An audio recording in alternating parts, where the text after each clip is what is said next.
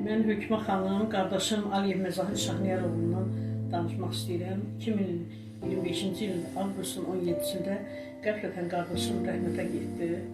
O, Yazıçılar Birliyinin üzvü, şərqşünas, Quranı xətm eləmiş, tarixçi bir insandır. 30 kitabın müəllifidir. Canını, başını, həyatını, hamısını həyatına, torpağına, vətəninə qurban verirdi. Bütün Qarabağımızı qarış-qarış gəzirdi. Hər izini, hər cığından danışırdı. Bütün şəhidlərimizin, o qədər şəhidlərimizə kitablar yazıb, şəhid anaları gəlmişdi, hamısı onu yazma hüzuruna. İşıqlandırırdı şəhidlərimizi, kəndimizin yaşlı adamlarına, iş adamlarına. Hamıya can yandırırdı qardaşım. Və onun bu gözəl bir şeiri var, həmişə mənim yadımda qalır. Bunu qardaşımın şərəfinə demək istəyirəm.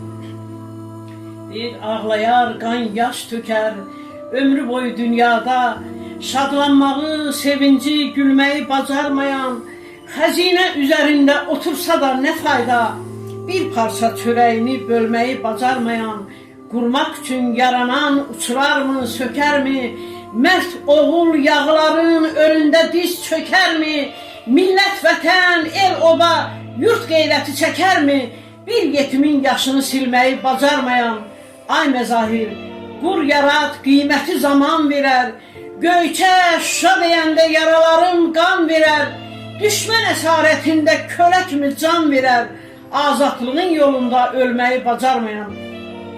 Allah prezidentimizin canını sağ eləsin, şəhidlərimizə Allah rəhmət eləsin, qazilərimizə Allah təala can sağlığı versin. Biz Zəfər bayramını, zəfər olanda, Azərbaycan qalib olan vaxtı qardaşım o qədər sevinirdi ki, onun sevincinin həddi hüdudu yoxdur. Bu zəfər bayramlarına yaxşı kitablar yazdı. Hələ 2 kitabı da qalıb kompüterin içində. Onları başa çatdıra bilmədi sahiblərinə. Əcəl vaxtsız gəldi, getdi.